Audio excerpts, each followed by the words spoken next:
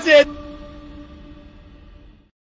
Welcome to Comics League Movie Night, ladies and gentlemen, where we talk about the latest in comic book movies or we rewatch ones that we happen to enjoy. Like, we're returning to our DCAMU series, and we're talking about Justice League versus Teen Titans. It's gonna be a little bit in out of order. Hey, what's up, Wizard Blaine Lou? So let's bring the people in. Let's bring the gentlemen, starting with Hello, sir. Hello, General Kenobi. And then next up, we have got. It's got really warm in here for some reason.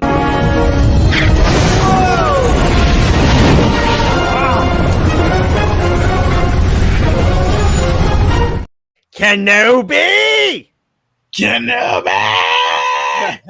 It's So getting hot in here, so please don't take off all your clothes. How you guys doing? I'm doing all right. Yeah. What's up? Not that much. We're talking about a pretty awesome DCAMU movie, and one of the best ones for a lot of different reasons. First off, I like how this movie starts off. The Teen Titans are already established. We don't need another movie that shows them assembling for the very first time. Nope, they're a team. They're already a team. And I like how it implies that they've actually been around for a while. Where like Starfire is the leader. Like, you can kind of tell, like, there's probably another incarnation of Teen Titans where you had both Dick and Corey on the team. And remember, they do show a flashback in the Judas contract. Yeah. That was the original one where you had like Wally and the others. So I'm like, where's Wally West in this? I want to see him. But anyway, let me ask you guys this: what comic book runs of Teen Titans, since you guys are more well versed on Teen Titans comics than I am, do you think influenced this movie? Mostly Justice. This was essentially Trigon the Terrible, or at least the prelude to it, where you had the Justice League and Teen Titans clash. So most of the source material for this movie was based on that. Would you agree? I would definitely say the New 52 run. This is very. I mean, this whole series of the Camu is based off the New 52. Why did you say that name? Mostly, but they do go ahead and implement like pre-New 52 storylines. They were probably going to adapt anyway, so they just altered them adjacent to the DCAMU and just called it a day. Yeah. Yeah, and what I like about this movie is that, again, we're seeing more of the character development of Damian Wayne, because remember, he starts off as a loner and he has to really grow into being on a team and depending on others, because previously he only had to depend on himself. Mm-hmm. As you do, especially when you're essentially the heir to a ninja cult, but that's besides the point. And now, so I want to skip to really quick to what Nick really wants to talk about, and he was talking about it before we started recording. No. We can build up to it. Let's build up to it. All right. So Damien shows up, and I love where they're in the Batmobile, Nightwing and Damien, and then he goes that they're not children, they're teenagers, and then Damien goes, worse. He's not wrong. He's not wrong. Where's the lie? And I mean, he would know. And speaking of Jaime Reyes, hey, Blue Beetle's in this. Yeah.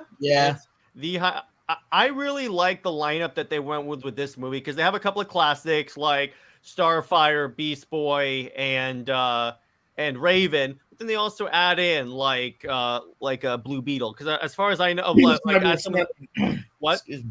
Excuse me. Nothing. Go ahead. Continue. Yeah, but and I do like how they definitely I like that scene when Starfire and Nightwing are like FaceTiming, but she's in a robe, and Dick is very, very much trying to control himself. Barely, but we all know how much. He's like, oh no. He's like, okay, I could be there in like 20 minutes. And they play off this also in the Hush movie that I actually know in the previous Batman movie when Nightwing's on the phone. Wait, the thong. Yeah, and he's like, "You're wearing what? The thong? Which color?" Oh, I love that. That's so good. So, I just love how blue balls they're making this incarnation. I am here for it. Yeah, it's awesome. And they play off a little bit of that in Teen Titans Judas contract, which is really fun. So we'll get to that. We'll get to that. Another thing that I really like is I like how Starfire is completely out of her depth when it comes to, like, leading a team per se, because she's like, oh yes, fun. We have to have let the team have mandatory fun, and I'm thinking, fun is not mandatory. Okay, would you say Starfire is more of a den mother or just very compassionate? Both. She's very much a mama bear, I'd say sometimes. And I like the voice actress they have playing Starfire. She communicates that innocence, but also like mother quality that you want in this iteration of Starfire. Agreed. Yeah. Agreed.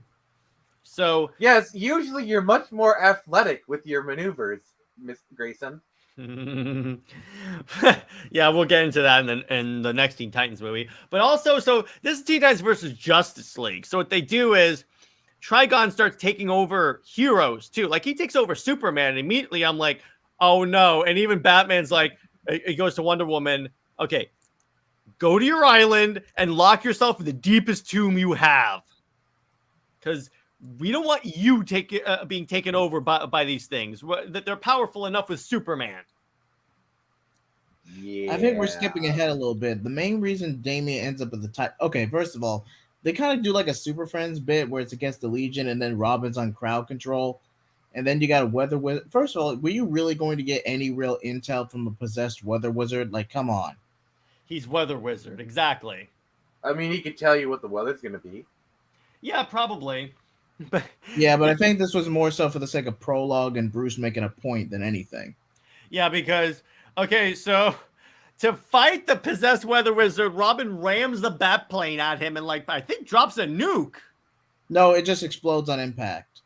Yeah, so I'm like, yeah, of course Batman's gonna be a little angry. And I love how Superman is like, well, remember that the kid actually helped us out, and then Batman gives him a death stare, and Superman's like, never mind. Not that I disagree. Yeah, but I love this is actually also the first time we also meet the new Superman voice actor, which I dig.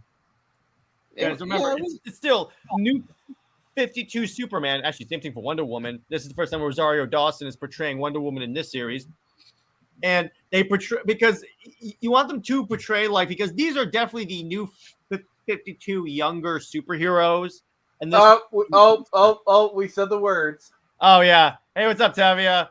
Yeah, we're talking about the movie that features one of your favorite DC superheroes.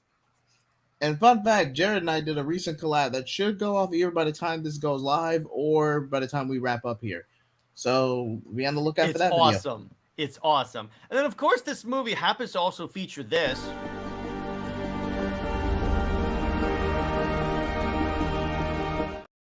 Pretty sure that scene was from Front of Atlantis. No, but it's the same concept. That's what I'm bringing up, dude.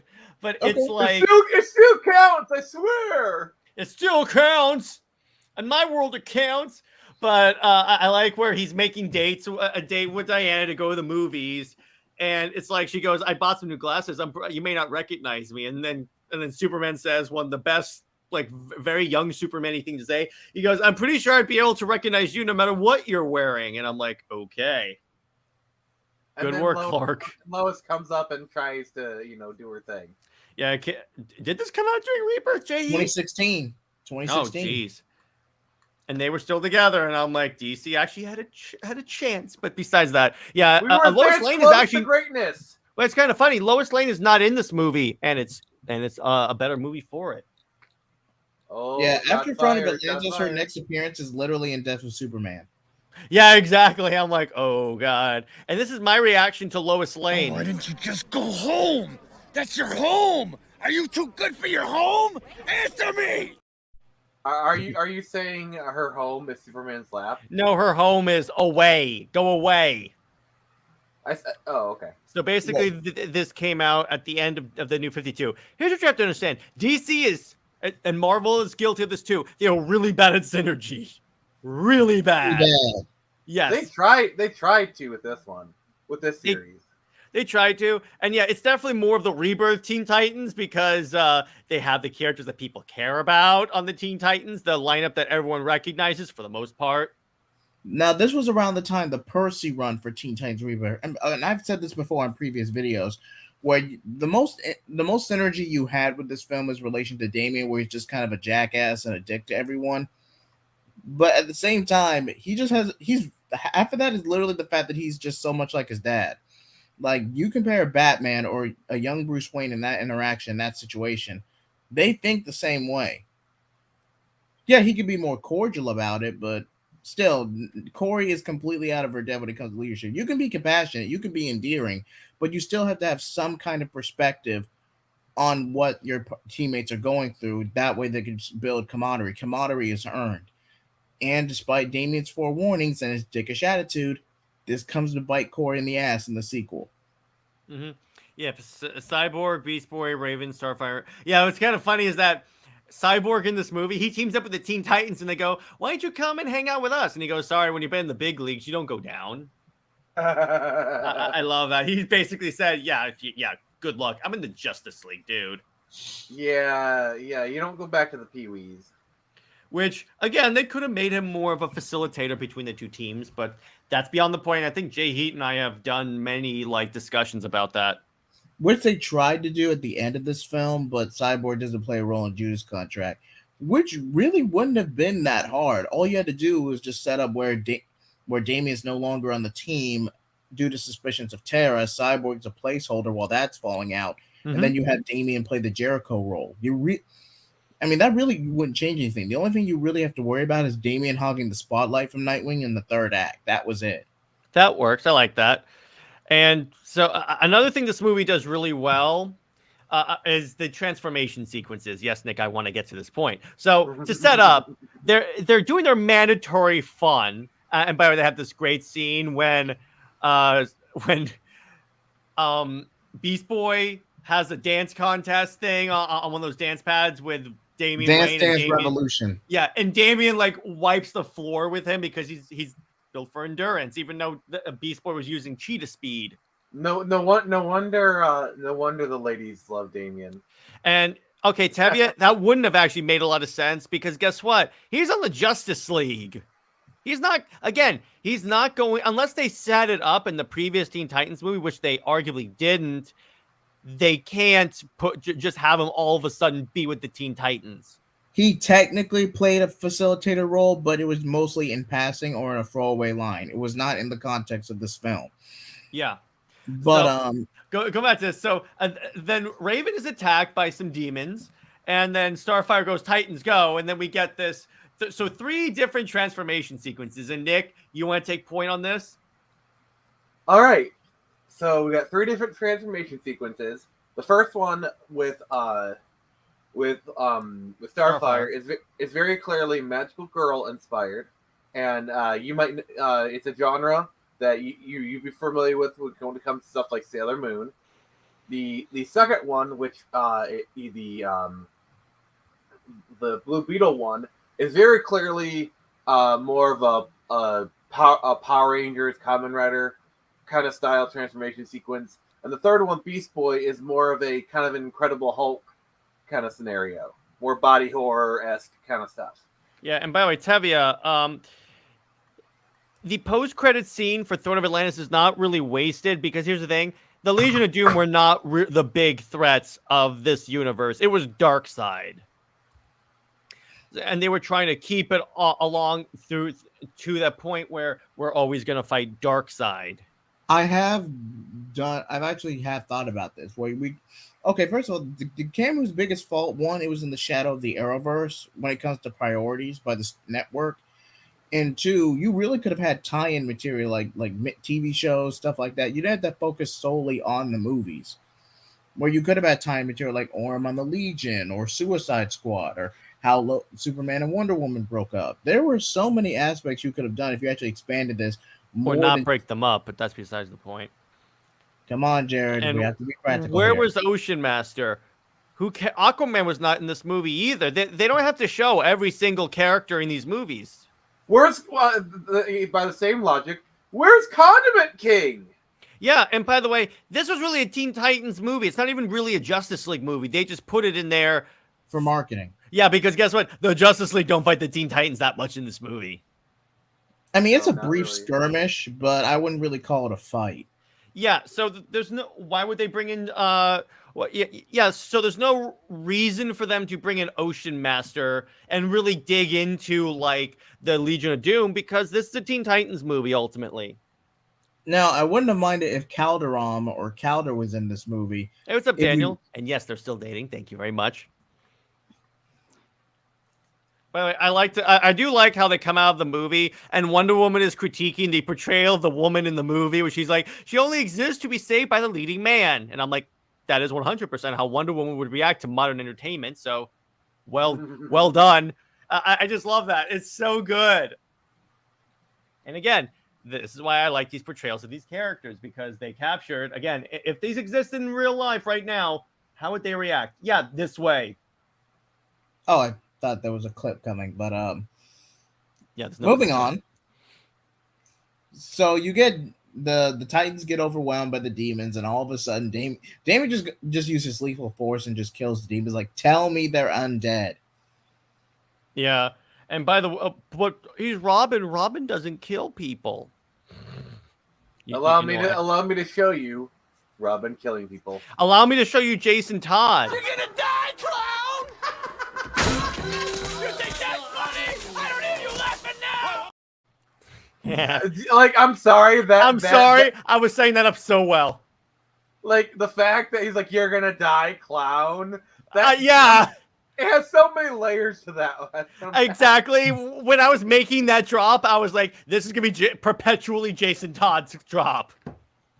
If anyone's technically speaking, this was a combination of Raven story with Trigon and Teen Titans, but with the Justice League. Yes, the Justice League were side characters in this movie, which that's fine because it's a Teen Titans movie. Because you don't want the Justice League to overshadow the Teen Titans, because that's 100% what would happen if they were the main if they were more main character. Okay, there is a misconception because technically in the original comics, I believe this was the George Perez run, where you had a prelude where Raven pretty much comes clean, like, yeah, she kind of like associated with the team, manipulate their emotions, that way they accept her easier, basically to help prepare for Trigon coming to Earth. So technically the Justice League. That is correct. Mm-hmm. So technically the whole Justice League versus Teen Titans concept was literally a prelude to Trigon the Terrible. So it's both contained in one story in one film. Whereas in Teen Titans 03, you just cut straight to Trigon the Terrible in season 4. Yeah, and by the way, Tevia, I was making a joke about how people say, Batman doesn't kill people, Robin doesn't kill people. I was just making a joke. I know that he does kill in the comics. So Damien's a mass murderer.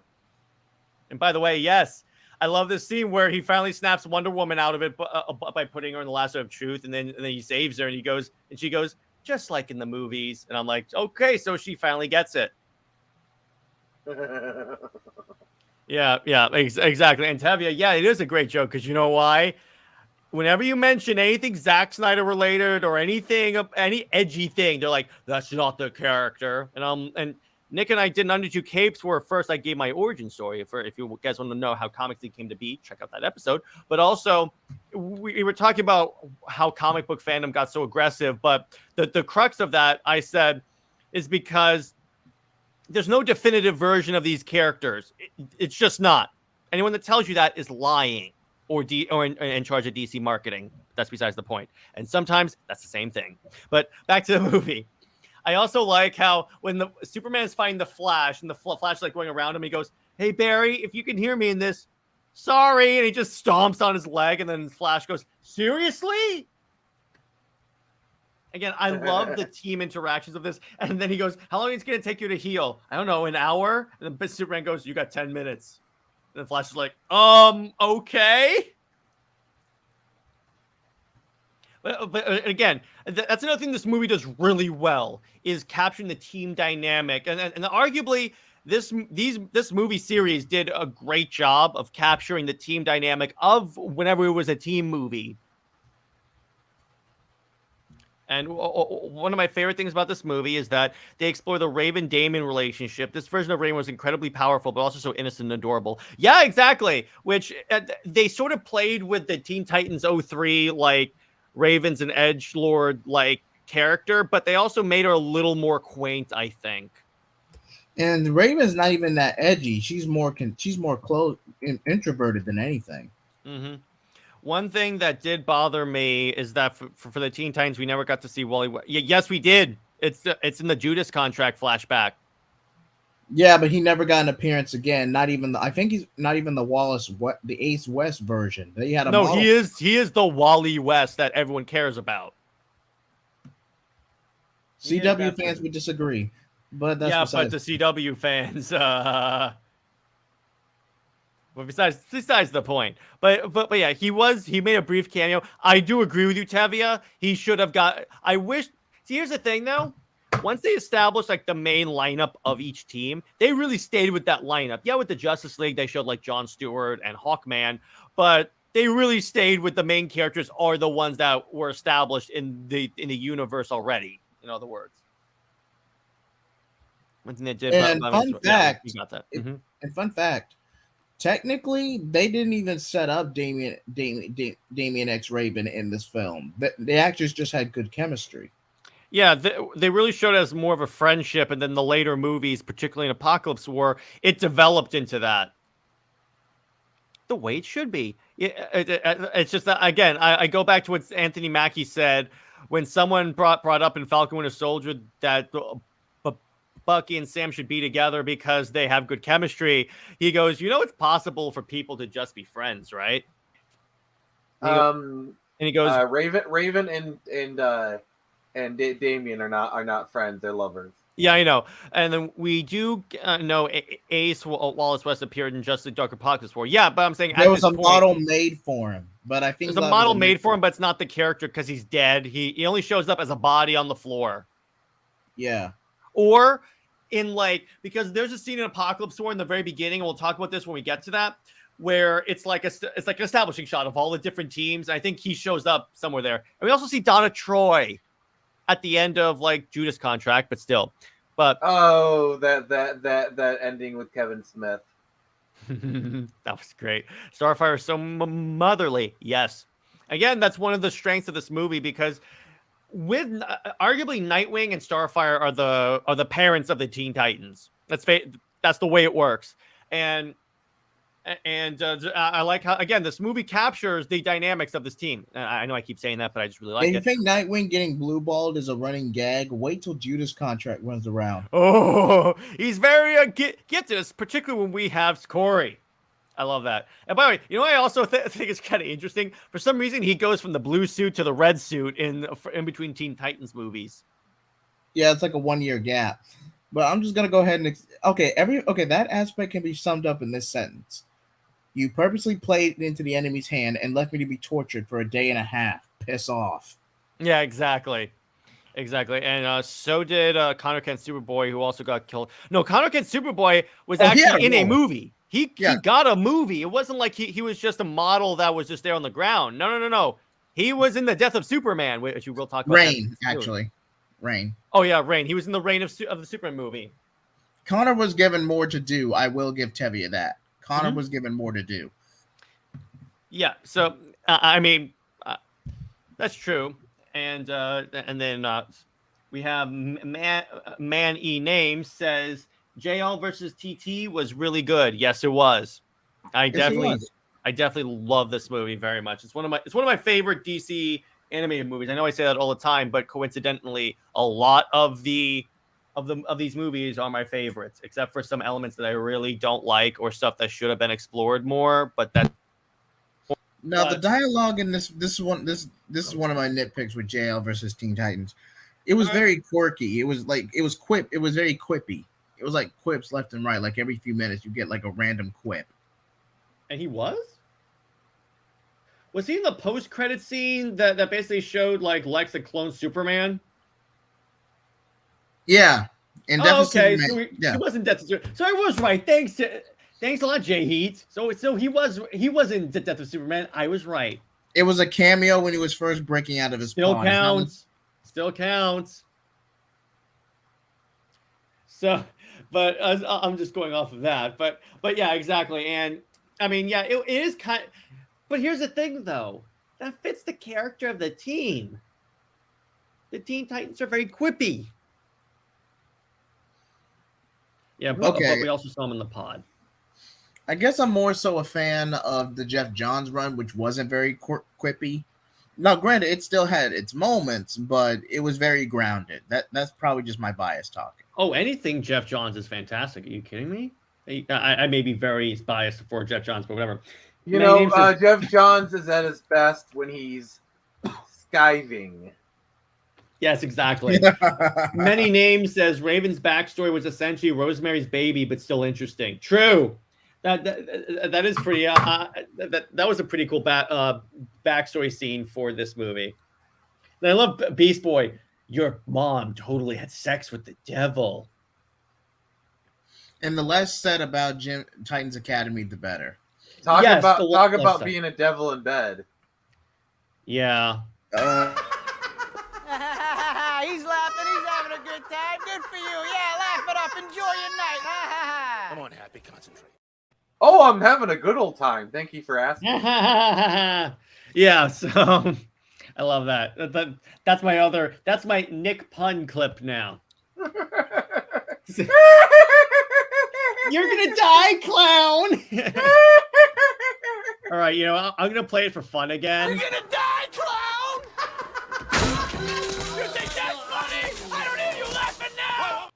There you go. I do think it's funny. I love that I can actually hit the exact cadence of that laugh too. That's great. Yeah, I love that. So back to this, and I love how so they go to essentially hell to I guess save Raven because obviously she gets kidnapped and the idea is that she's gonna kidnap Trigon. This whole movie is basically the origin story of the little jewel in her head. But by the way, this third act plays out actually very close to a storyline from the Marv Wolfman run.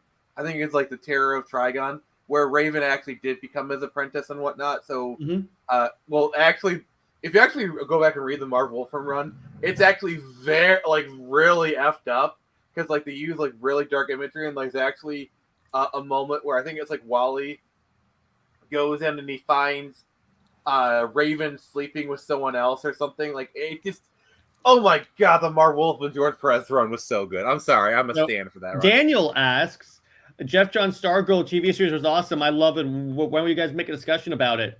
As soon as possible, if you guys are down for it, because it's over now, so it's easier for us to watch it. Yeah, I still need to read to watch season 3. I love Stargirl. I do love that show. And Tevia has a very interesting point. Trigon is the voice of the Punisher, or John Bernthal is the voice of Trigon. That is how the hell did they get John Bernthal for that? Mind freaking blown, Tevia. I need a nuclear explosion thing for that. My question is, who did he owe a favor? Who did he owe a favor to do this movie? Yeah, exactly. He is way too big to be doing this. Which the Trigon voice is awesome. I love that scene where it's giant Trigon and he's fighting Superman, Wonder Woman, and the Flash, and they're not making any effect. And yes, Doomsday Clock was incredible. We will talk about that storyline at some point. But I wonder if Black Canary attacked Trigon, would that be considered a shot at the devil? Oh my gosh! Roll the clip. Oh yeah, I have to roll the clip. Shot at the. He's laughing. He's having a good time. Good for you. Yeah, laugh it up. Enjoy your night. Come on, Happy. Concentrate. Hey. And yes, you did. You can't make me feel bad. I have courage in my lap, so I'm happy.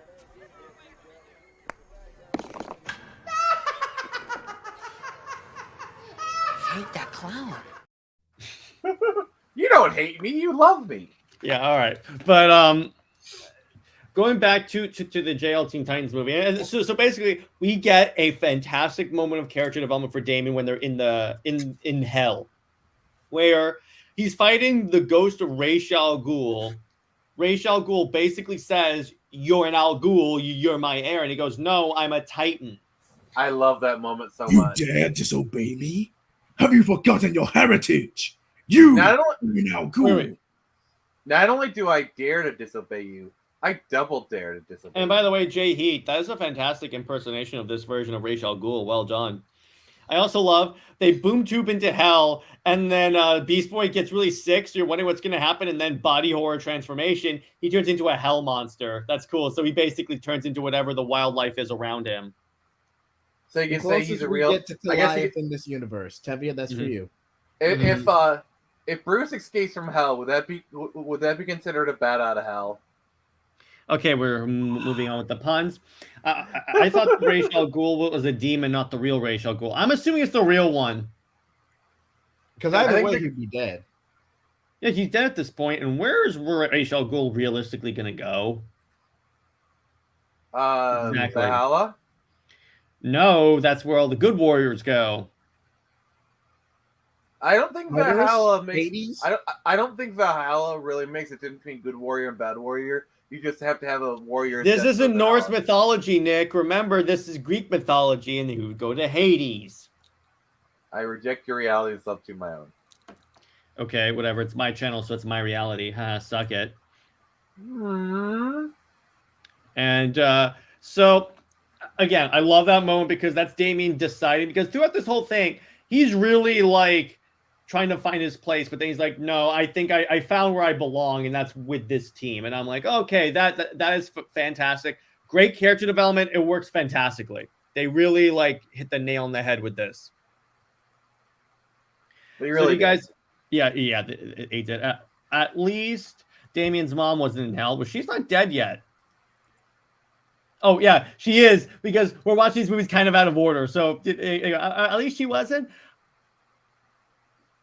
Well, we don't know what happened to Talia's presumed dead, but knowing her, I mean, yeah, I guess, they never followed up on it. So I guess I could assume she's dead. She just, the submarine explodes, and then that's the last we hear from her. Well, the hovercraft explodes, but still, it's like, okay, I'm pretty sure, by the way, these submarine explodes in the comics. And by the way, Daniel has a very important lesson for you, Nick. Marvel is Norse mythology. DC is Greek mythology. Well, remember, die, and hell is a big place. So I'm pretty sure Hercules exists in the Marvel universe.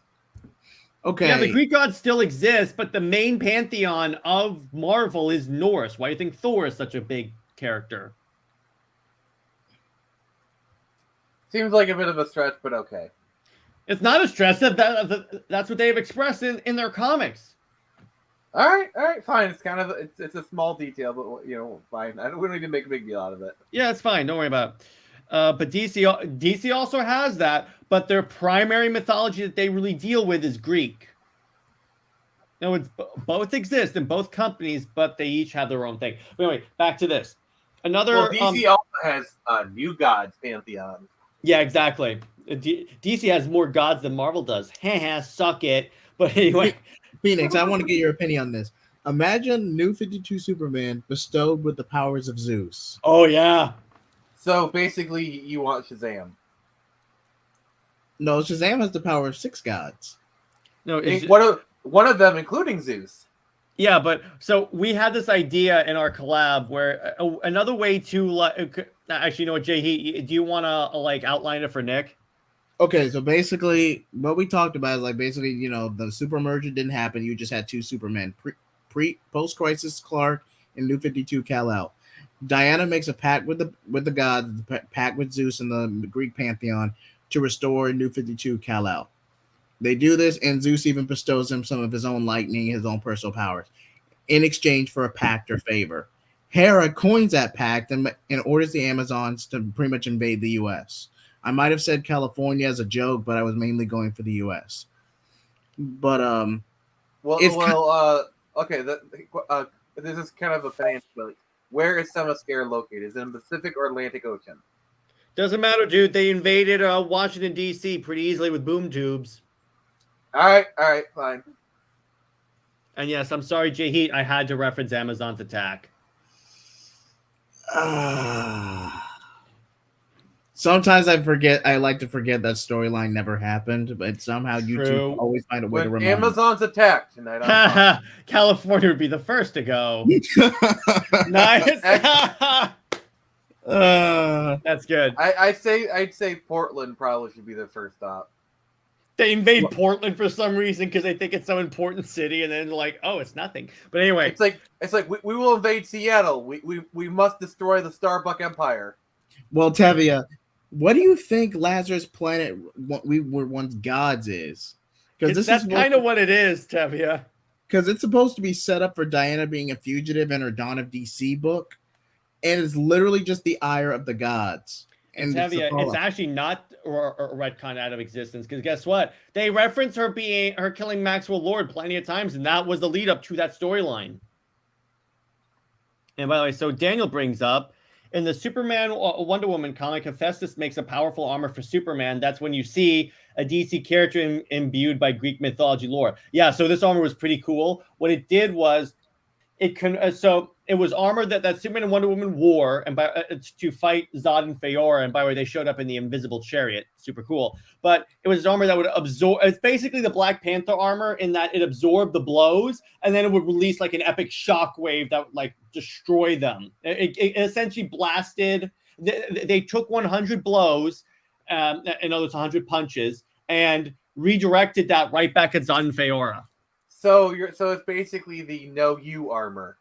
Yes, No You armor. Yeah, exactly. That's what it is. So that was really cool. But our idea was that is like a Zeus. It takes favor upon Kal-El and goes, "I will give you my power." So it's Superman that has all the Superman powers, but also can shoot lightning.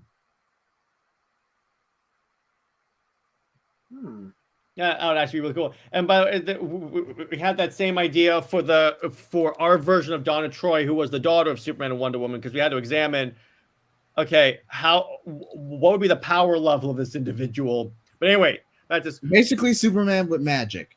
What happened to that would armor? Would his power level be over 9,000?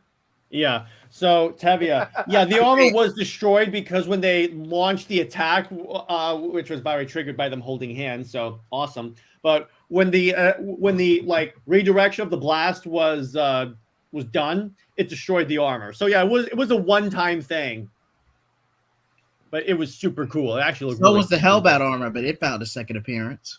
Yeah, exactly. I'm gonna see if I can find that armor. Because it actually looks really, really, really cool. Hang on. Man, Wonder Woman, armor. I'm trying to... Zod and Feora. All right, here we go. So this was the armor that we're referencing, made specially for him. Because the original idea, remember... In this storyline, and power levels are BS. Yes, they are. But anyway, the original purpose of this armor was Doomsday was reemerging from the Phantom Zone. So Diana was like, let's go to Hephaestus and see if he can build you something so you don't die. So anyway, here's what the armor looks like. Fancy. Yeah, and then they hold hands and then it explodes. Speaking of that of armor, that reminds me... I'm surprised we never got to see a Hellbat armor ever appear in these movies because, frankly, okay, the Lois Lane wearing that was BS, was utter stupidity. It's another example of DC trying to make Lois Lane relevant because they have no ideas of what to do with her. Like, let's give her the Hellbat armor. Let's have her fight the female Furies. Why? It doesn't work. So anyway, what was really awesome about seeing her? No, it's not awesome. You can think it's awesome. That's fine. Personally, I think that's total BS and them trying to make Lois Lane more important than she is. But anyway, back to this. I also like I like the end of the movie when the Justice League are FaceTime and the Teen Titans and Cyborg just booms in with pizza and then everyone just freezes and is like, well, this is awkward. I love that. And then it's the Superman's like, carry on. He's like, this is not the weirdest thing I'll see in this hour. Yeah, exactly. And by the way, JJheat, speaking of weirdest things, so when Nick and I were we're reviewing the Brave and the Bold arc for Justice League, what was hilarious was I brought up, because this episode had the greatest line of ever, when Flash is explaining to Green Lantern about Grodd. He goes, a talking gorilla? That seems a little far-fetched. And then Flash goes, we both have a Martian on speed dial, and this is the weirdest thing you've ever seen. Also, And then not even 3 arcs ago, Lex was teaming up with a literal talking gorilla. And by the way, not even the beginning of the show, you fought squishy monsters that can transform. And by the way, you're a Green Lantern. You've seen some pretty weird stuff. You've seen amoeba with Green Lantern rings. Wait. You've seen a squirrel with a Green Lantern ring. I'm sorry, dude, but is this really hard to believe? A talking gorilla? You've seen a cloud of gas with a Green Lantern ring. Yes, and that doesn't. You've seen a planet with a Green Lantern ring. You work with a woman with wings that has a giant mace, an immortal Amazon princess, a billionaire playboy philanthropist, and a Kryptonian god that shoots lasers from his eyes. Is this really that hard to believe? You were literally put on trial by an alien who somehow sounds like Red Foreman. And you fought robots, by the way, and yes, and also Jon Stewart, you fought actual robots calling manhunters who are from space. Exactly. I'm like, how is any of this not? And I love that line, JJheat. I think I know how we could have solved that arc. Jon Stewart could have identified as a woman. Okay, I'm not doing with that. But No. JJheat. That's why I love that line, because yeah, whenever any member of the Justice League encounters something weird and explains it to the League members and they don't believe him or her, I'm like, is that really far-fetched considering what you deal with on a daily basis? I would literally just hold up his hand and say, you are a Green Lantern. You have the ring. You have been to space, brother. I can run back in time, bro. Really? Many names. That's a good one. You've seen an angry fishman control the sea life. Now, prior to New 52, DCAMU Aquaman was one of the few times the character was taken seriously. In his 90s run, with a hook hand, which was again very much a basis for Jason Momoa. Let's face it. They basically took the visuals of Aquaman from the 90s, except minus the hook hand, and put him with the new 52 stories, which I'm fine with. But anyway, back to this again. But anyway, back to this. Now, as we conclude our discussion about this movie, how would you guys rate this out of 10? Nick, I'll start with you. I would give it a 8 out of 10. And why that rating? It's good. It's good, but it could be better. I need that drop too. JJheat, what about you? I'd give it an 8 as well, because once you get past the first, because really the pacing of this movie goes by pretty fast. Mm-hmm. To where you don't really get as much of the emotional payoff, to where you kind of just like skim through it. That, oh, he has a wheel turn. He's basically, I'm not going to say it's to the same effect, but it's basically Quantumanium, where Damian just stops being a dick halfway through. Mm-hmm. But actually, Daniel brings up a good point. This movie, what happens in this movie is so relevant to Apocalypse War. Like, weirdly, yeah, that's right, because so much of this stuff is that's why I love Apocalypse War, because it references everything, practically everything that happened in the DCAMU, like to a T. It is 100% the end game. And then Tevye says, I give it a 7 out of 10. Not my favorite Teen Titans movie, but still an interesting movie. Let me ask you this, Tevye. Do you add a couple of points because it involved Damian Wayne? I don't think we're going to get a response from... No, he'll leave a comment. I'm wondering. Me personally, I give it an 8 out of 10 because, yeah, it's fantastic. I enjoy it. There are some parts of it that I think are a little bit like... I think the pacing is a little too fast. I'm like, okay, so we're here. I'm like, okay, can you slow down a little bit, please? Just a little bit. But besides that, solid animated movie and a good intro for the Teen Titans. It gets bonus points for me for not being an origin of the Teen Titans team movie.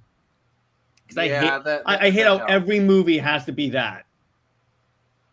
And yeah, 7 out of 10. That's about the average 7, 8. It's like, I disagree that every Justice League movie has to be like the origin of the team. I think that what James Gunn should do in the DCU, do not do don't do the origin of the league. Start with the league established. Technically, this was before my favorite super team that existed. Okay, that's true. But here's the thing, though. John is not in this universe, so does the fact that at least has half of them bring this up a couple of points? Possibly. But all right, so before we conclude, because I think this episode went by way too fast, let's talk about favorite Teen Titans moments. Honestly, and this can be from comics, from the animated show, whatever. I don't care. Nick, we'll start with you. Actually, no, I need to go last. All right, JJheat. All right, Teen Titans 03, season 1. The team finds out Dick Grayson is the apprentice, pretty much is working for Slade as the apprentice. Oh yes. Which fun fact was a setup for Judah's contract in season 2. Yeah, I definitely dug that. And first off, one of my favorite parts of Teen Titans, the inclusion of Deathstroke, although he was called Slade, but Slade. And by the way, that's a prelude to a possible collab that I'm doing with JJheat later. Get excited for that. Awesome. Interesting. I'm getting excited for that because Deathstroke. I've been very vocal that my 2 favorite comic book villains of all time are Darkseid and Deathstroke, and I like how that show paid respect and made him like the threat that he is. And many names says Red X was interesting. My favorite arc of Teen Titans is when Starfire goes into the future and we see like Nightwing and like an old Cyborg. That was really cool. Wait, wasn't that a 2-parter? Yeah, it was a 2-parter. Tevye says favorite Teen Titans moments was when John Ken teaming up with the Teen Titans with Super Sons crossover. Yeah, and of course we had to know it was going to be Super Sons related. Wasn't that an extension of the Evil Tomb Drake arc with Savior? Yeah. By the way, I love, and by Tevye, I agree with you on this. I love how whenever Tevye talks about John Ken Superboy, he always adds in his 10-year-old self. Which, yes, you have to do that nowadays. So, well, good on you. Yeah, Tom Taylor. But honestly, I would include the Titans show and then the introduction of the actual part where Nightwing shows up as Nightwing. That was dope. Very interesting anime movie about Deathstroke and his family. There is, yeah, it's called Deathstroke, like Knights and Dragons. It's really good. I love that. See, and which is a standalone, surprisingly. Mm-hmm. Yeah, we can't use the word death in cartoons. Just call him Slade. Despite the fact that even before that, in the Super Friends cartoon, they had Darkseid. Which I'm like, but it doesn't. But it's not blatantly stating death. Censorship's always a tricky thing with networks. True. So for me, yeah, go ahead. No, if you guys know me, you guys will know this is not. I mean, this is like makes total sense. My favorite moment is from the Judith's contract storyline, where you had where you had the premiere of Nightwing. In fact, let me just kind of share this real quick. And by the way, Nick, I gotta bring this up. I have to use one of your clips real quick. Where is it? I'm trying to find the of course one. I don't think. Share this real quick. All right, hang on. This panel right here, when he goes from a boy to a man, and that the original Nightwing costume, that collar and everything, that is awesome. I love that. It's Elvis. It's so 80s. It's actually, I always viewed it as more 70s. It always seemed more disco. Have you ever seen like his like early 90s outfit? I think you see it during like the death run, like where it's like, oh, it's crazy. But yeah, so Nightwing premiered during the Judith's contract storyline, and as you guys know, Nightwing is my favorite superhero. Really? I've always read. What you did? No, I'm saying it's obvious. So, of course. I mean, I don't have it. So okay, a secret. This is probably a secret to everybody, but like, look at my logo. Okay, it looks like Nightwing. Which literally it was, yes. I designed the Phoenix Press logo to be what was definitely inspired by Nightwing. I cannot, you know. Mm-hmm. Yeah, exactly. and his costume. What would you prefer? Yellow spandex? Actually, I would prefer purple spandex. Okay. And then the Nightwing premiere in the Judas contract was amazing. It was really cool. And I will go ahead and say this now to save us the trouble when we cover Judas contract. Yes, this was the debut storyline of the Nightwing persona, and Richard, definitely should have gotten a lot of highlight and focus in this film. He did kind of, when you think about it. Credit where it's due, but I just feel like, especially if you're going to tie this back to Damien's character arc, he's just kind of there. At least if you gave him the Jericho role, to where you could at least say there was proper reconciliation, or you could at least just have it be banter. Like, I get it, he's a narc, he needs to be taken down a peg, but I just feel like it would have been more organic if you just gave Damien the Jericho role and had them team up in the third act. Well, True. okay. Well, we're not really talking about Judas' contract yet. That's all I'm going to say. Not yet. Not yet. I just wanted to bring that up. So, in terms of all right. So let me ask you this: how would you, if you were James Gunn, how would you handle the Teen Titans in the DCU? Like, from where it stands now. Well, first off, you got to introduce the main heroes. Like, first off, like if you're having a 10-year plan and you're going by phases, you can't really introduce the heroes until phase 2. So a Teen Titans movie would literally be a phase 3 thing. So you're talking, if you're doing like a 4-act structure, Teen Titans wouldn't be able to come along until phase 3, because the first movie you introduce the heroes, second movie you introduce sidekicks, and the third phase is when you can give them all things.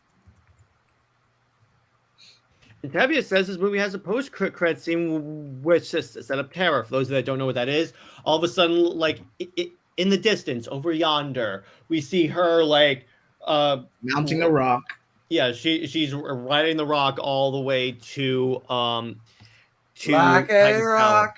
It's kind of, so you can kind of say that she really rocks. In other words. And you think my puns are bad?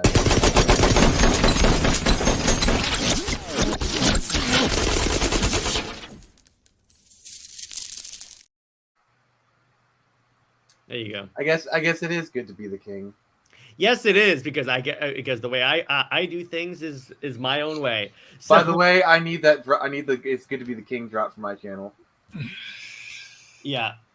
Oh yeah, that's actually a good idea. So where it stands now. Okay, so let's discuss what's. So Many Names says, "What's the weirdest thing from Teen Titans? Mine is the final Teen Titans episode of the team fighting some android while Beast Boy following a girl who looks like Tara. Yeah, that is weird. That is weird." And then a Brave in the Bold already probably has a Nightwing, Red Hood, and Batgirl. So Nightwing is already apparently, if it's true that Nightwing is going to be in there, so he already has his introduction. Yeah.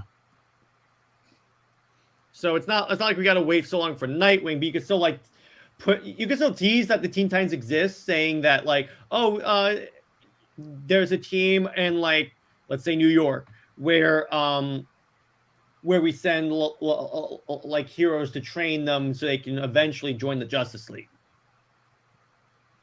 So they potentially already exist, because at that point in the DC timeline, when he's Nightwing, then Teen Titans are already existing. If anything, this movie would be a good template. Okay. You're about okay.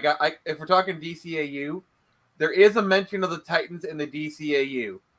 All right, here we go. Oh yeah, I know what you're talking about. So when Static Shock goes to see Batman and he asks, "Where's Robin?" Batman says, "With the Titans." Which made people think, is this connected to 03? It's not. It's not, no. It's separate continuity, but that does mean there is a Titans in the DCAU. Yes, and I wish we got to see them, but that's besides the point. Wait, isn't Brave and the Bold going to have Tim Drake? Yeah. I mean, from what all we know is that Nightwing's a definite, and obviously Damian Wayne. We're not sure how many Bat family members are going to be in there, because likely it'll probably be Nightwing, Batman, and Damian, because and then they'll like have like some references to the other Bat family members, but not really like they won't be like being in the entire plot. In other words, No, I would say save Red Hood for the sequel, because you already have a perfect story. The Red Hood. They have to do Under the Red Hood for a movie. Absolutely. I mean, Daniel tries to pick a fight with Jason, only to get his ass kicked. And by Nick, we're talking about live action movie. Yeah, but like that, like I said, that requires a lot of setup. So A quick flashback scene and the showing of a Lazarus pit, and you're good. Yeah, because that movie the animated movie didn't even have setup. It was just there.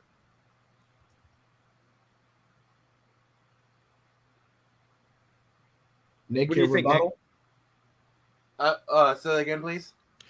The animated movie didn't even have that much setup. All it showed was, okay, they showed Jason's like little story, and then he died, and then they showed the Lazarus pit, and then he came back to life. You don't really need that much. Okay. Here's my rebuttal. That was these are standalone animated movies, and live action movies, especially if these are going to be like marquee mainstream movies. Okay, because here's the thing you got to realize: these animated movies are not consumed by mainstream audiences. They're consumed by fans. It is very reasonable to assume that the person who's buying Under the Red Hood is already a DC fan and is already familiar with it. True. Also, in Under the Red Hood, they actually clumsily kind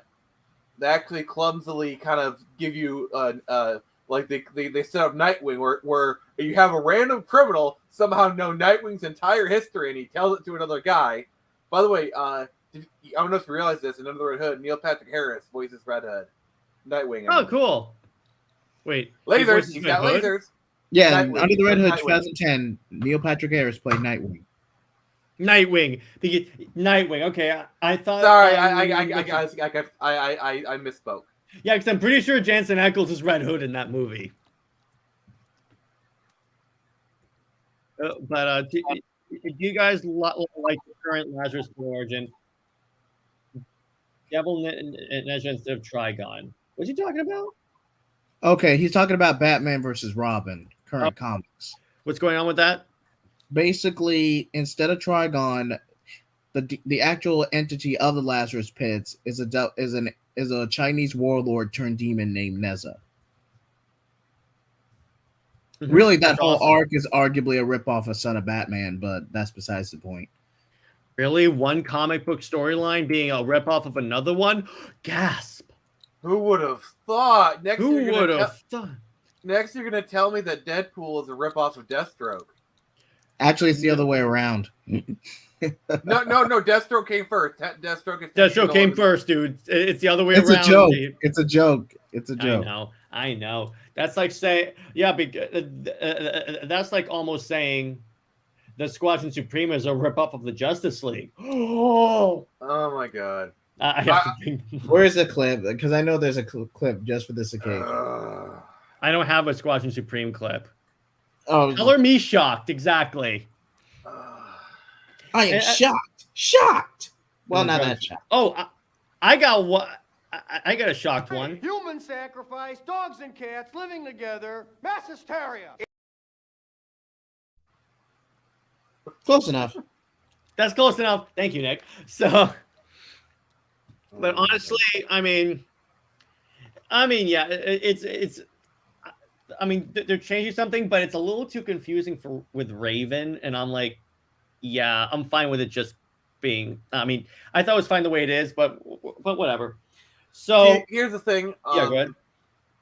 Most Teen Titans continuity, they usually portray Raven as he's more like 15 or 16-ish kind of age, like he's a little bit taller. Like the more recent adaptations, and 03 really kind of kickstarted this trend. where they kind of put her more as like a 13-year-old, and this one definitely has like the more younger kind of like teeny bopper, young teen kind of like middle school era Raven instead of high school era Raven. This movie really gives you, it's really like, I'm not gonna say it's a callback to Oak 3, but it definitely gets you in that mindset. And by the way, Nick, I have a gift for you. I'm going to show you the new 52 Raven. Okay. Tell me, what did you think about this Raven costume? Oh boy. What the frigid? Yeah, that was the new 52 Raven. I'm sorry, I struggled there. So I had some bad word almost slip And out. by the way, speaking of DC animated movies, that reminds me, why don't we get a Justice League Teen Titans crossover with Star Trek? I don't think. Does Warner Brothers still even have the license for Star Trek? I don't think they do. No, Paramount. No, Warner Brothers has never. It's Paramount owns Star Trek. That's Paramount's thing. Okay. But here's the thing: why would they cross over with Star Trek? The Teen Titans. Now, Green Lantern, I could see that. Green Lantern, they've done that. Jared, did you know there is a novel of X-Men crossing over with Star Trek? Really? Yes. And at the end of the book, the Xavier and Picard are talking, and they say, "Hey, we look alike." And this came out before the movie. Oh gosh. There's actually quite a few like good Star Trek crossovers. There's actually one with Doctor Who and Star Trek, where basically the Borg and Cybermen team up. That's cool. I could see that. And by the way, May Name says that's like saying Swamp Thing was ripped off of Man Thing. By the way, hey, I just love the title of one of Man Thing's comics is Giant Size Man Thing. Okay, so are we done with talking about the movie? Yeah, we are. Okay, so I got a good topic for us. Craziest crossovers that can actually work. So this has to be has to be like the craziest crossover you can think of. It doesn't matter if it's video game, comic book, whatever. Okay, so like for example, Kiss meet the Guardians of the Galaxy. You know, that kind of stuff. That's like a good question. Just go crazy. But you have to do one that actually that could actually work and be kind of interesting. Probably. That's a good question. Let me think about that one. JJheat, what you got anything? Okay, all right. Give me a minute. It's God of War, Kratos, God of War, and Wonder okay. Woman. How about God of... No. That would be a fight. Ooh. Doctor Who and Firefly, even though I don't know what Doctor Who is. That could be interesting. Too British. Oh. And that's for you, Snyder Queen, Teladia. Just kidding. And I like Daniel's comment. We are super Wonder Woman shippers. Resistance is futile. Yes, it is. Particularly on my own channel. Hold on. I have a rebuttal to that. Give me a moment. Okay, I'm just gonna. Are you gonna play that song again? He's laughing. He's having a good time. Good for you. Yeah, laugh it up. Enjoy your night. Come on, Happy, concentrate. Can we put a pause on that clip? It's kind of starting to get a bit annoying. Fair enough. Stop bringing it up. I'm not the one pushing the button. Oh, which clip are you talking about? Never mind. Let's move those on. Clowns. Oh no, I'm gonna use the "You're gonna die" clown as many times as I want. Oh, I thought you were talking And about then mine. and if that's the case, please. James Bond and Mission Impossible. That's a great one. Or Wonder Woman, Vampirella, Lady Death, and Red Sonja. Nice. I would love a Wonder Woman Red Sonja story. That would be dope. What do you guys think? That'll be interesting. So my crossover is I'm just gonna say it. A Vulcan Jedi. That works. I like that one because you know here's why that works. Jedis repress their emotions. Mm-hmm.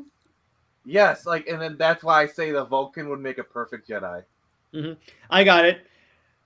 Jason Bourne and Batman. Yeah. No. Jason Bourne as Batman. Yes. Ooh, Captain America and Metal Gear Solid. nice. No, wait. Okay, okay, we got it because you can't just say Metal Gear Solid. So you mean Solid Snake, Big Boss? Oh, he Raiden? said that. He said Solid Snake.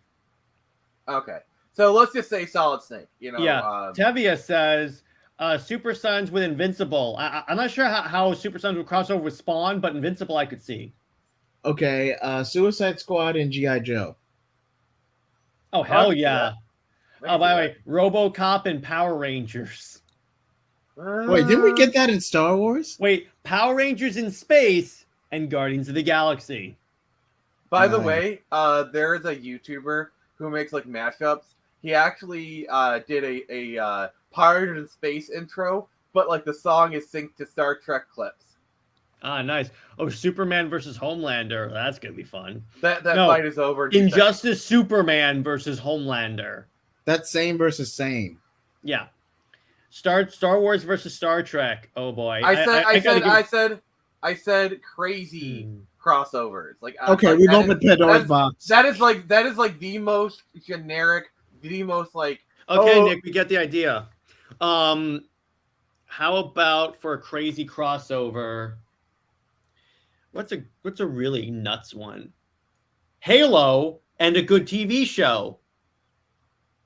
Boo. I had to.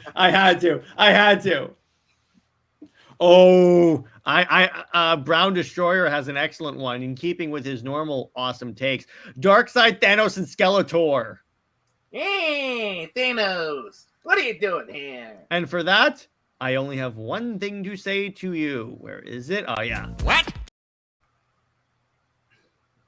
There you go. Oh, I have to go back to my branding. There you go. Wait, that actually happened. Oh, yeah. Darkness and the Witchblade.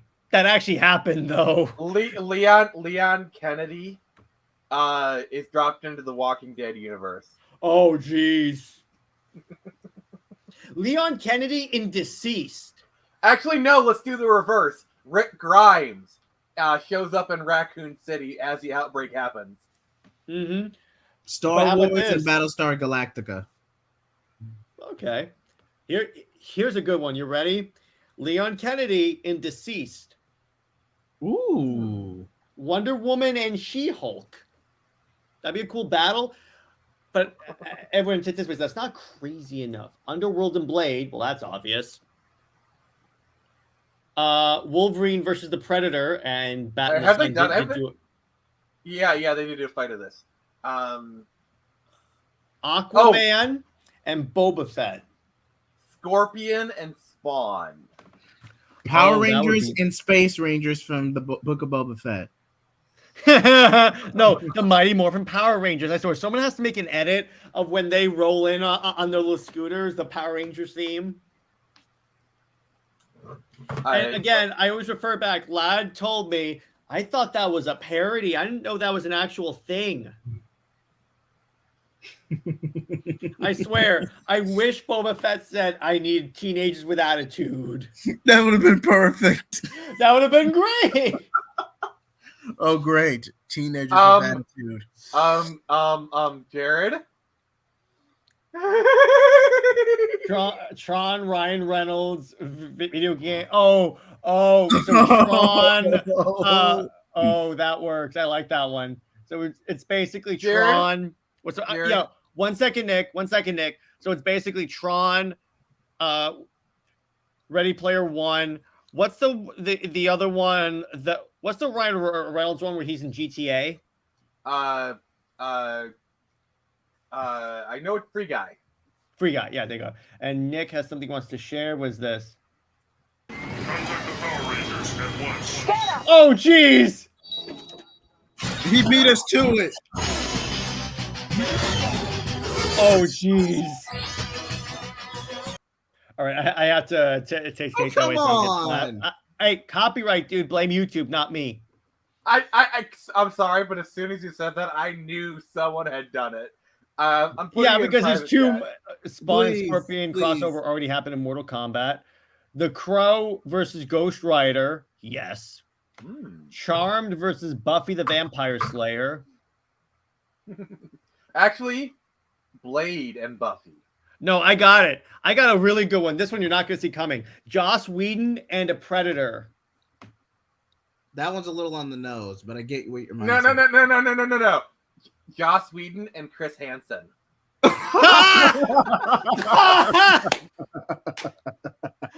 Oh, geez. Yeah, that's getting to this. You get a special one for that. Hang on. Yeah, I think. I think that's gonna go down as one of the Comics League moments. Yeah, Joss Whedon and Chris Hansen. Someone should make an edit of that and him like talking about women, because all those comments are very much public. Leon Kennedy, Chris Redfield, Claire, and Jill Valentine versus the Borg from Star Trek. Again, why would they fight the Borg from Star Trek? I mean, I didn't say crazy, but yeah, crazy as in it would realistically happen, though. Brow Destroyer. Why don't we just do the trifecta? Indiana Jones, Tomb Raider, and Uncharted. Yes, exactly. So Nathan Drake. Oh, I got it. Wait. Tomb Raider. Wait for it. Catwoman, Witchblade, and Wonder Woman.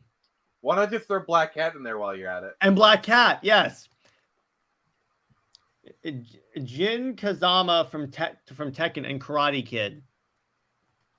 Technically, the Borg are zombies, plus they do time travel. Yeah, but they're not the type of zombies that would be from a virus, though. Oh my gosh, JJheat. Joss Whedon and the Booty Warrior. Do y'all know who the Booty Warrior is? No. Ghostbusters and Buffy. That would work. Y'all have never seen the Boondocks. Y'all have no taste. Oh, I got it. Cultured swine. What are you looking at, you hockey puck? I got it. Leon Kennedy in Marvel Zombies. Ooh. There you go. Wait. Albert Wesker versus Deadpool. How would they fight? I don't get that one. How about Albert Wesker and Amanda Waller? No, Albert Wesker and Blade. But I mean, they're both kind of like it would be a good fight, is what I'm saying. Okay, it's not crazy enough, but I got that. Yeah, Tevye stole mine, but I agree with that. Leon S. Kennedy, Clara Jill, and Ada Wong versus deceased zombies. Yeah, that would work. But by the way, they would get trounced by the deceased zombies because the deceased zombies have superpowers. I got one for you. Wolverine on the Nostromo. Oh God! And no, a xenomorph. Because what happens is that he got the face hugger, but obviously he heals from all that, so he's hunting his own xenomorph. A Pred Wolverine. Yeah, Jonah Hex versus a xenomorph. Oh yes, I got one. I got a crossover that's never been done before. You ready? It's an original idea: Aliens versus Predator. Go. It's never been done before. No, put Jonah Hex on the Firefly. He's a crew member. Yes. Brightburn and Damien from the Omen movies. Damon wins hands down. Mm-hmm. Yeah, because here's the thing: Brightburn is just Superman. He's a more terrorist version of 11-year-old John Kent. Wait! I got one for you. Constantine shows up in Hawkins. What's Hawkins? Stranger Things. Oh yeah, that works. I like that. So basically, Constantine is basically during the events of Stranger Things. And by the way, here's a good crossover for you, Tevye. Damien and John in Stranger Things. That I could see. Oh, that. Well, I don't know. Like, oh, I got one. And actually, what's kind of funny is so on a comic story stream, they said this one: the Super Sons and Spy Kids. 11 on the Teen Titans. Oh yes, Jonah Hex and Vash the Stampede. I don't know who that is. Brightburn, winner take all. Brightburn wins. Okay, sorry, Tevye. As much as I want to, as much as I know John Kennedy's your favorite character, Brightburn has no self control. I got one for you. Nero from Devil May Cry versus Adam the Black Ranger. I haven't played Devil May Cry, so I don't know. You've By the never way, played Devil May Cry? I don't like a lot of these games. That's the thing. I don't play a lot of these games. By the way, the joke of that crossover is both of them are played by Johnny Young Bosch. No, okay, yeah, there you go. That's the joke. They do the Spider-Man pointing meme. Like, why do you sound like me? Well, let me. Oh, I got another one. Tommy, the Green Ranger versus Deathstroke. Is that even a fight? I say Tommy wins. Wait. Versus I don't know because the powers if it's Tommy unmorphed, Deathstroke's gonna win. Oh yeah.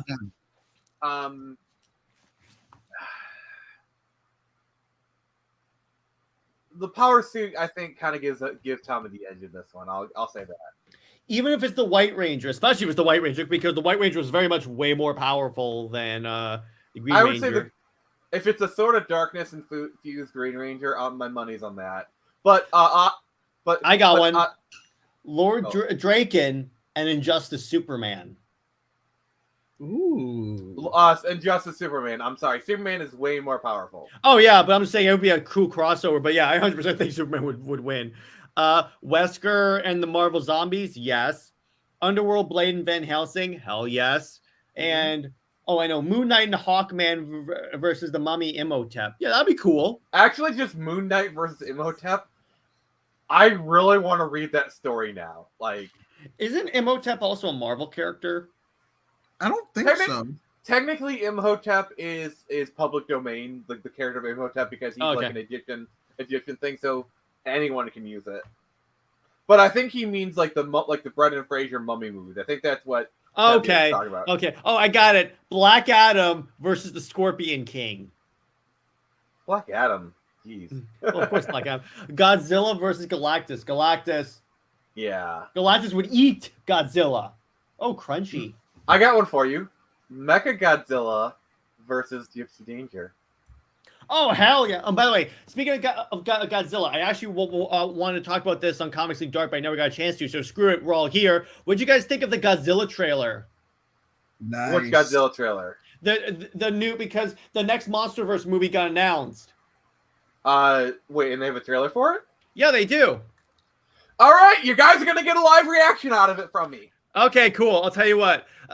I don't see. Here's the thing. It's Warner Brothers, so I don't know if I could play it on stream, but I'll send it to you, Nick. You watch it, and we'll get your live reactions. Yeah, that's what I was thinking. Like, there's an actual trailer. Yes, it is 100%, and it's an official trailer. It is not a fan made trailer. And that was going to be versus Punisher. Yes, please. All right, so got my camera on. Hang on.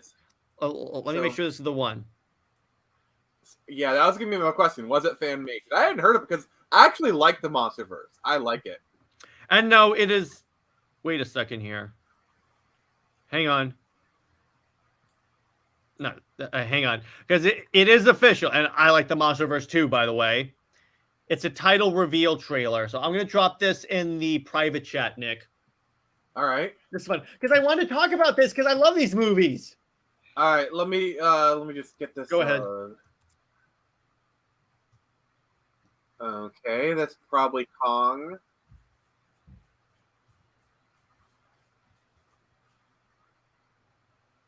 But look at the body build of that ape thing. It's called Godzilla v. Kong, The New Empire. Apparently that's not Kong. So there's a new Titan. So what do you think, Nick? Sign me the duck up. Yes, because I bet we're probably going to end up talking about that movie series eventually, by the way. I'm surprised we haven't already. I'm a big fan of the Monsterverse. I'm surprised no one's picked that yet. See, the thing is, I feel like the Monsterverse is really the only other connected universe outside the MCU that's actually been able to make it work. Yeah. Yeah, I agree with you. Because the movies are, for the most part, pretty... Here's why those movies are good. they have the humans, but they also don't forget about the monsters.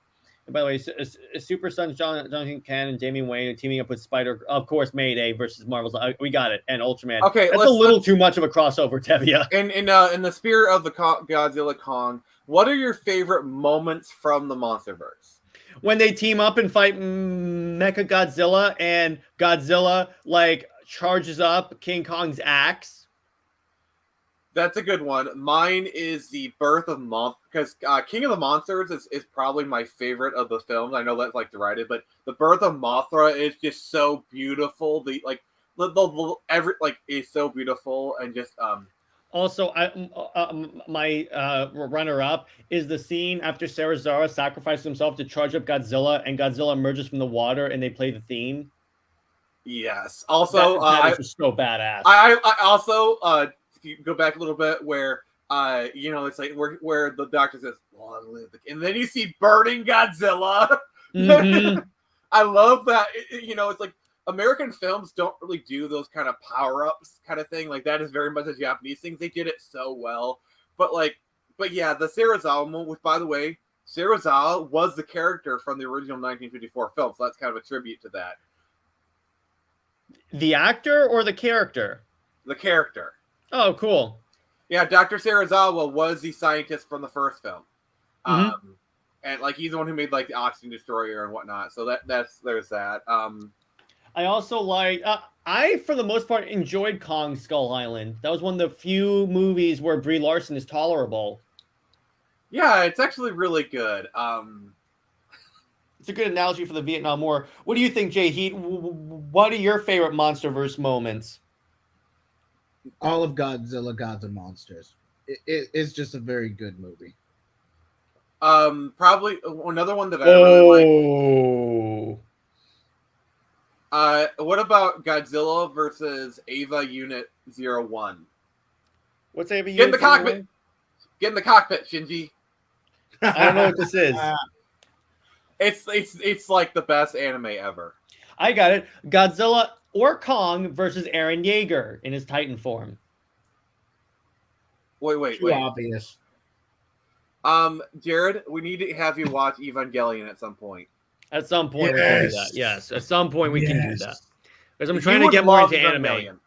Oh, I also okay. love. Here's my other moment when Godzilla is like all juiced up, and he's like, as he's walking, stuff is melting around him as he just destroys Ghidorah.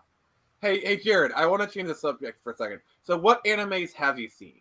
Attack on Titan, Halo Legends, Animatrix, and does Pokemon count?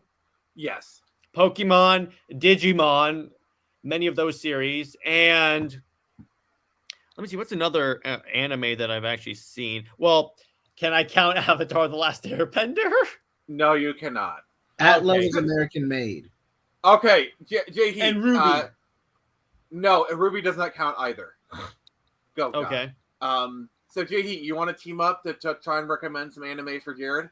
Yes, I will definitely team up for that. Okay, so the X-Men anime series, the Avengers Confidential, Black Widow, Punisher. The X-Men anime does count because that was actually made by Japan. So JJheat, here's some ones I was thinking off the top of my head. Obviously mentioned Evangelion, Gundam Wing, Ghost in the Shell, Akira. Yeah, he needs to see Akira. Yeah, you'd like that. The Ghost in the Shell movie probably would be a good introduction to Ghost in the Shell. I saw I saw the remake movie of Ghost in the Shell. The original's better. Oh, sorry. Okay, Ong. Dude, no. I mean, Dragon Ball. Yeah, Dragon Ball. Start with the original Dragon Ball. It's much slower pace. Yeah, because there's so much in Dragon Ball. I'm like, which one? Start with OG Dragon Ball. What's a good one? Oh, you know what else I saw? There was this anime compilation of Batman shorts I did see. Oh, right. Gotham Knights. Yeah, interestingly enough, a Gigantic and Elastigirl, that would work really well. Godzilla and King Kong and My Hero Academia universe, that could be cool. Godzilla versus Hell itself. Oh wait, that happened already. Godzilla versus Giganta. Yes. I'm just going through these real quick. Godzilla versus Ultraman. Japanese versus King Kong versus Anaconda and Sharkconda. There's actually a few Godzilla anime movies that came out recently you could watch. Oh, you know what else I did watch? They did a 3D anime series on Pacific Rim called The Black. I watched that. I really liked it. JJheat, what do you think about Jared watching Rising of the Shield Hero? It's a bit of a slow burn, and there might be a few Easter eggs you might miss from the light novel, but I think it's a good watch. I say that because it's like very like he might get a lot of the video game references, and I think he might enjoy that. It's a good watch. Well, if we're talking about like video game in anime isekai, Overlord, definitely. Excel World. I haven't even seen that one. Look at this crossover. Yes. Kamen Rider and the X-Men. There you go. Yeah, the Godzilla anime movie trilogy wasn't good. You weren't missing much, according to Teladia. This is live action, but have you seen the Gamera trilogy from the 90s? No. Okay, you need to see that. That's really good. Okay. But we're just talking about that, and I just remember that. So make a list of this and then like DM it to me on Twitter or something like that. But let's see what else. I'm surprised DC Yu Yu Hakusho. What? Yes. Yu Yu Hakusho. I promise you, Jared, you will not regret it. I'm surprised DC hasn't done that much anime stuff. Well, they've collaborated. Saitama versus Thanos. One punch versus Thanos with the gauntlet. He could freeze time. I'm trying to think of like something more recent, like a more recent anime, because I could recommend anime from the 90s and 2000s all day long. But more recent for old guys. So did Joy say Gundam? You know what I watched when I was growing up is Zoids. Does that count? Zoid? No, Zoids. I think that might count. I think that was Japanese made. I saw also Dice, which is a show about these cars that transform into dinosaurs. I think you would like Jared. I think you would like Gundam because a lot of the Gundam series, they're like giant mechs, but they take it very seriously. I say start with Gundam Wing. That's the one from the 90s. That's a personal favorite of mine. I did see the 3D animated one of Gundam where it was like more of a younger demographic by many names, and Tevia says Zoids is anime. Oh, JJheat, what about Initial D? Do you think he should watch Initial D?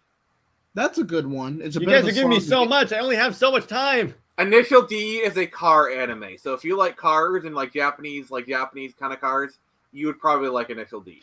And then Tevia says, I'm surprised we never got a crossover with Godzilla in the DC universe. Yeah, because isn't Warner Brothers have that license? By the way, you want to know one thing we did get a crossover with? What? Power Rangers and Godzilla. Oh, yeah. Oh, how about this? Transformers Devastator versus Godzilla. You might as well make it a crossover with Unicron.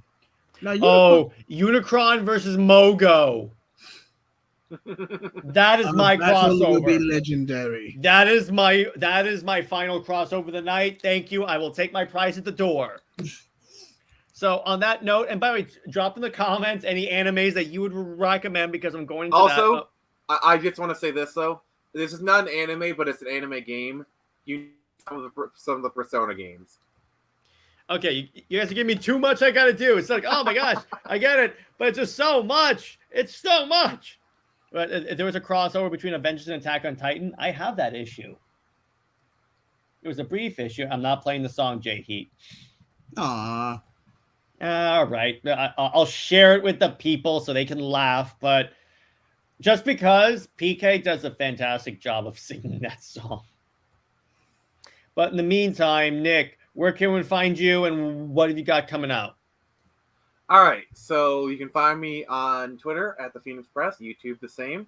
I had a really good week and things are kind of popping off, so I'm going to be going back to your regular scheduled programming. Got the Super Split Screen Bros on Wednesday, then the Friday Night Frenzy on Friday, as well as Torrent Samurai will be coming out here in 2 weeks, so it's getting to be the final countdown. So yeah. And the link to sign up for 2100 Samurai is in the description below. What about you, JJheat? Well, you can find me at JJheat75, JJheat Blaze. I recently did a collab with Jared. I just shared it. Thank you. And it's actually up live on the channel. And the moment you've all been waiting for. All right. Go ahead. Let me try. Okay.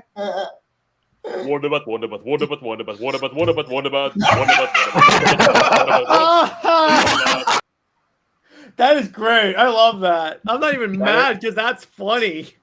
I gotta say, Shades, you have an amazing voice. Yes, exactly. It turned into an opera. I like that. So on that note, everyone, by the way, so there's going to be no movie night next week because, all right, we might as well just kick out the schedule. So what we're doing tomorrow, next weekend is, so next weekend is Full Circle, the Zack Snyder like special event.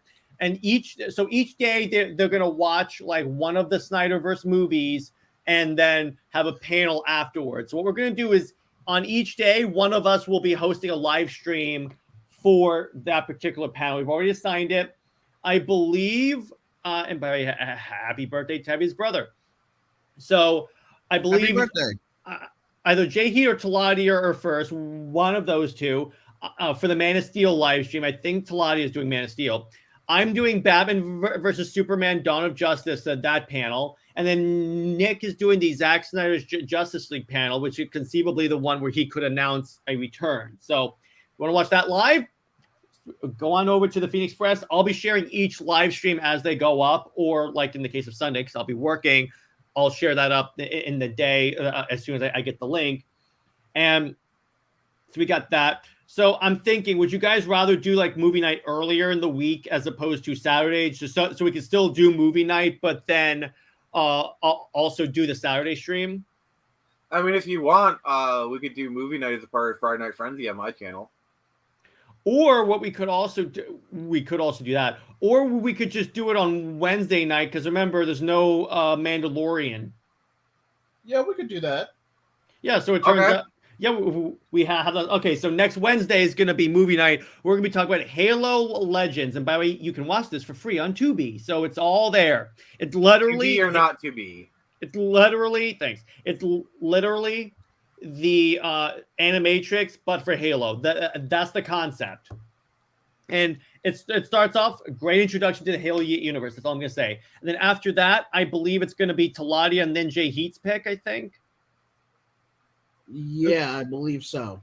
Yeah. So I'll have them choose their movies, and then we'll just go off of that. And then our next DC animated movie is Batman Bad Blood. I know this technically came out and takes place before Teen Titans versus Justice League, but I forgot about that, and thus we covered it early. Is that not to worry? Bad Blood is not referenced by Teen Titans versus Justice League, so it's really easy to like interchange those two. So stay heroic, everyone. Hope you enjoyed the stream, and we will see you in the. Oh, by the way, so for Comics League, I don't know why I didn't do this. On Monday, I'm coming out with a video refuting Wonder Bat. That's my Wednesday video. And then next week I'm talking about Tom King's Sheriff of Babylon Volume 2. And then for Under Two Capes, Nick and I and JJheat, if he wants to join in Teladia, are going to talk about when is it okay to gatekeep. It's kind of a part 2 to our recent Under Two Capes episode, because there is a time to gatekeep, and we're going to outline the appropriate times for that to happen. So on that note, everyone, stay heroic, and we will see you in the next one. Bye-bye.